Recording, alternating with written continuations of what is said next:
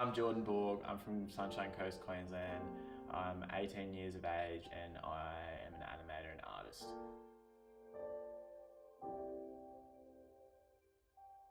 When I started getting older and liking different things and being shitter at sport and like I was really into bands and art and film, and no other dudes were into that sort of stuff. So yeah, I pretty much just got pushed to the side for that.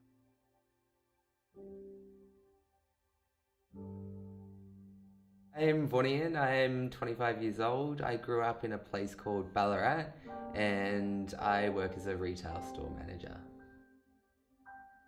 I do remember a specific scenario with a group of my guy mates when I was in year 7, and we were having a conversation of when we last cried.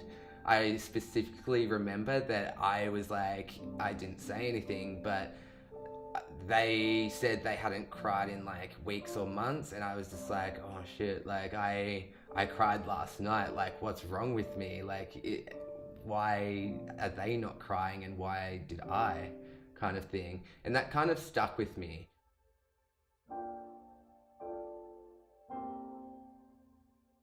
My name's Michael and I grew up in Echuca. It's hard to say why we're 3 times more likely to commit suicide than women. From the ages of 15 to 44, we're most likely to die by suicide. Like I have no idea why that is, and I think it's a massive issue. What I do, jiu-jitsu, it's just like a little version of life where you struggle in the same way and lose in the same way, but win and become better. So yeah, I think that that's so important to living well, and figuring it all out is kind of being willing to, I guess, put your body on the line, but also to just show up and be willing to get better. Being emotional in front of other people perceive it as a weakness in a man.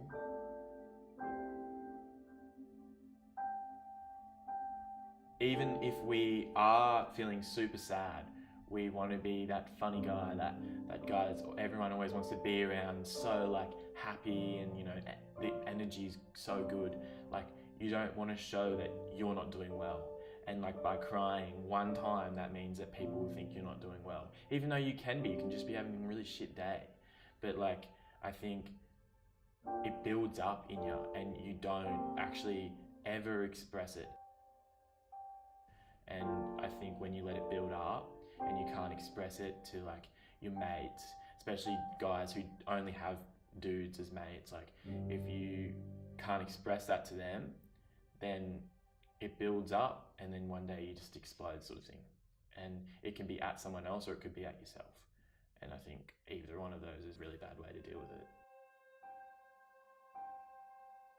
I think it is quite difficult for men to express how they're feeling to anyone, really. I think it doesn't always affect them right away in terms of mental health. I think maybe further down the track, like the more that they do suppress, the more issues they're going to have later on.